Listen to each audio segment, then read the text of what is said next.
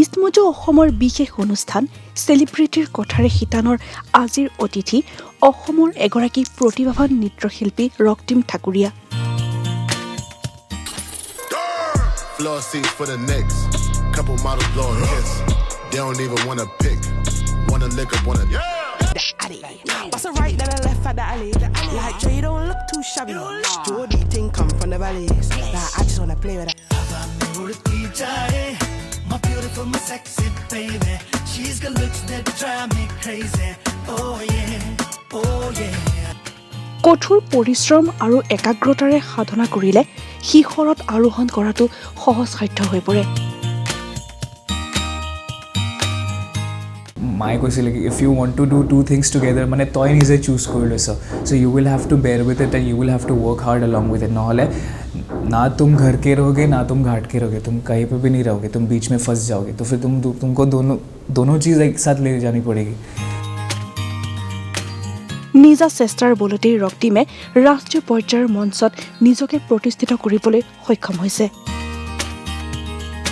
সৰুৰ পৰা actually dance কৰিছিলোঁ প্ৰপাৰ জাৰ্ণি যোনটো প্ৰফেচনেল জাৰ্ণি বহুত বেছি প্ৰেক্টিছ কৰা ষ্টাৰ্ট কৰিলোঁ নিজৰ ঘৰত নিজৰ ফ্ৰেণ্ডছৰ লগত ছেশ্যনছ কৰা ষ্টাৰ্ট কৰিলোঁ। তাৰপিছত I join the crew call the edge crew আৰু সেই এজ ক্ৰুৰ লগত মই ডান্স প্লাছ 5 বুলি এটা প্লেটফৰ্ম আছিলে which came on Star Plus show' সেই প্লেটফৰ্মত মই গৈছিলোঁ আৰু টপ 10লৈকে গৈছিলোঁ ভোটিঙৰলৈকে গৈছিলোঁ বাট আমি এলিমিনেট হৈ গ'লোঁ বহুত জল্দি।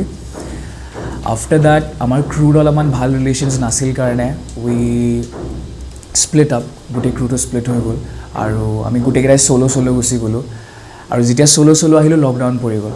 এতিয়া লকডাউন পৰি যোৱাৰ পিছত মোৰ মটিভেশ্যন বহুত কম আছিলে to dance or to do anything because লকডাউনৰ টাইমত চবৰে মটিভেশ্যন কম আছিল to do anything in life but ক'ৰবাৰ পৰা এটা ভিতৰৰ পৰা এটা ফায়াৰ আনিলোঁ নিজৰ কাৰণে and I started practising. I practised for 1 year properly 8 to 12 hours every day নৰখাকৈ মোৰ কমিউনিটি হলত প্ৰেক্টিছ কৰিছিলোঁ। It was filled with my sweat my blood পূৰা তেজ হৈ গৈছিলে প্ৰেক্টিছ কৰাৰ কাৰণে। মোৰ ফিল্ডত প্ৰেক্টিছ কৰিছিলোঁ মানুহবোৰে চাই থাকে কলনি সি কি কৰি আছে ইয়াতে ৰাতিপুৱা আহে ৰাতি আহে প্ৰেক্টিছ কৰে কিন্তু মই I did not stop 8 to 12 hours every day practice and তাৰপিছত মোৰ এটা কল আহিলে ছনী মানে ফ্ৰেমছ প্ৰডাকশ্যনৰ পৰা যোনে মানে এইটো শ্ব' প্ৰডিউচ কৰে প্ৰডাকশ্যন হাউচটো। আই গট এ কল তাৰপিছত কলটো অহাৰ পিছত মই ক'লোঁ কি ঠিক আছে I will try to give the audition. মই অডিশ্যনছৰ কাৰণে কৈছিলোঁ ইণ্ডিয়াছ বেষ্ট ডান্সাৰ ঠিক আছে মই অডিশ্যন দিম বাৰু।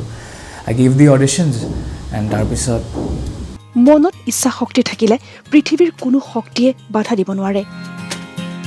দুচকুত আশা বুকুত অজুত সপোন বান্ধি ৰক্তিম উৰা মাৰিছিল মুম্বাইলৈ। এটা কম্পিটিশ্যন আছিলে জনৰা 2.0 বুলি য'ত মই মোৰ ক্ৰুৰ লগত গৈছিলোঁ আৰু সেইটো কম্পিটিশ্যনৰ আগদিনাখনে মোৰ এক্সাম আছিলে চ' মই এক্সাম দি কেনে মই কম্পিটিশ্যনটোত গৈছোঁ। So' we have been practising for like 15-20 days before that with the crew আৰু মই 15-20 days পৰা এক্সামৰ প্ৰিপেৰেশ্যনছ কৰি আছোঁ। চ' মই এক্সামৰ কাৰণে পঢ়ি আছোঁ আৰু যেতিয়া মই এক্সাম দিব বহিছোঁ মোৰ মাথাত চলি আছে কি ইয়াৰ মই যদি ষ্টেপবোৰ পাহৰি যাওঁ মই যদি ফৰ্মেশ্যনছবোৰ পাহৰি যাওঁ সেইবোৰ প্ৰেছাৰ আছে। এক্সামটো ফটককৈ কিবা এটা লিখি কেনে দি কেনে মই পলাইছোঁ এইটো দিবৰ কাৰণে and in that competition also' we got the first prize আৰু মোৰ এক্সামটো মানে ভাল হৈ গ'ল। চ' মানে I don't know' everything worked out in my favour in the end. Sony টিভিৰ dance reality show' India best dancer season 2ৰ মঞ্চত ৰক্তিম ঠাকুৰীয়াই তৃতীয় ৰানাৰ্ছ আপ হিচাপে বিজয়ী হয়।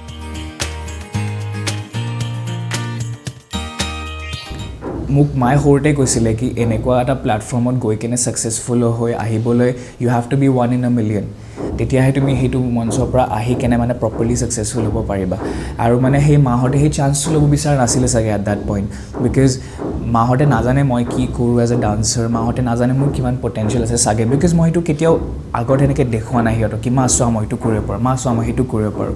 চ' মানে সেইটো টাইমত কেনেকুৱা আছিলে মাহঁতে দে ৱাৰ জাষ্ট স্কেৰ্ড কি মানে মই যদি এইটো লাইনত গৈ কেনে if I don't turn out successful মানে মই যদি পঢ়াটো বাদ দি দিওঁ if I don't turn out successful তেনেহ'লে মোৰ চাগে লাইক লাইফটো উইল বি থৰাছা এমটি আৰু মই মানে বহুত ষ্ট্ৰাগল কৰিব লাগিব in the future. They didn't want the bad for me আৰু মানে সিহঁতে মোৰ ভালটোৱে বিচাৰিছিল।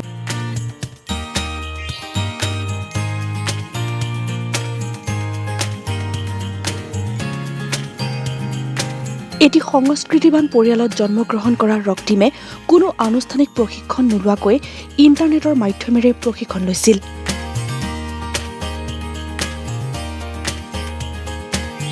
পিতৃ নকুল ঠাকুৰীয়া আৰু মাতৃ মৰমী ঠাকুৰীয়া দুয়ো সংগীতৰ লগত জড়িত আছিল।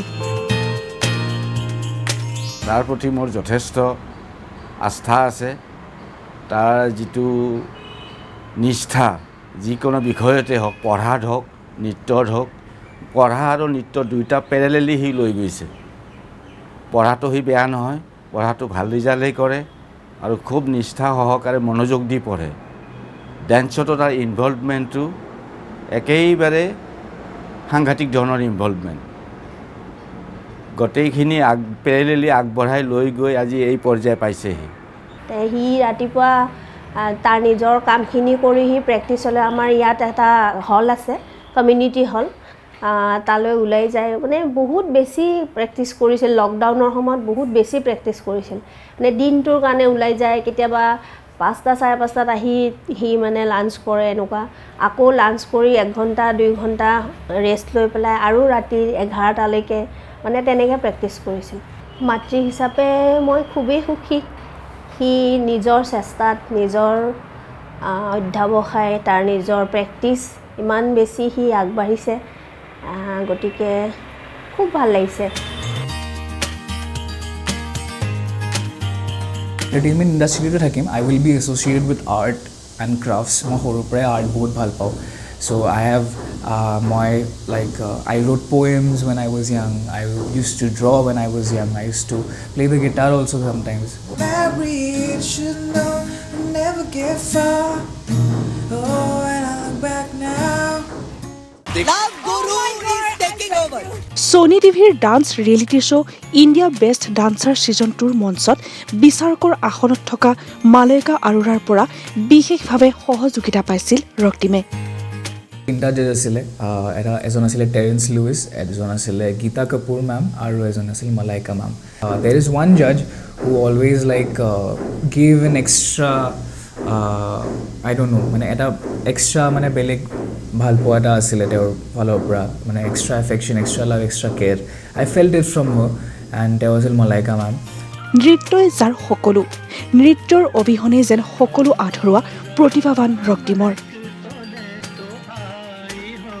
Hard work and everything is fine, but most of all, consistency बहुत important है. Like in whatever you do, you need to be consistent. If you're trying to do anything art related or sports related, anything that you want to do, co-curricular, even in studies, in life, anything that you want to do, you want to become a singer, you have to be consistent every day. Rehearse koribo lagibo. If you hey consistency to bhangi gole mane the whole thing, the whole chain, the whole build up breaks down. Tumi to bhabi asa ki tumar tat badha aise kiba aise, you just forget all of that and do what you want, what you do love, because it's your life, not anyone else's. No one has a right to control your life, so you should do whatever you want in life. Take risks, take the leap of faith. Ji koribo mon ase tumi koribo para, but just have that belief in yourself. Otherwise, without that belief, you tend to crush and you will have no one around you at that point. Lonely feel হৈ যাব। জীৱনত অসাধ্য একো নাই। কঠোৰ অধ্যৱসায় আৰু নেৰা নেপেৰা চেষ্টা, একান্ত মনোযোগ আৰু একাগ্ৰতাৰে কৰা কৰ্মত যে সফলতা লাভ কৰিব পাৰি, তাৰে এক নিদৰ্শন হৈছে ৰক্তিম ঠাকুৰীয়া।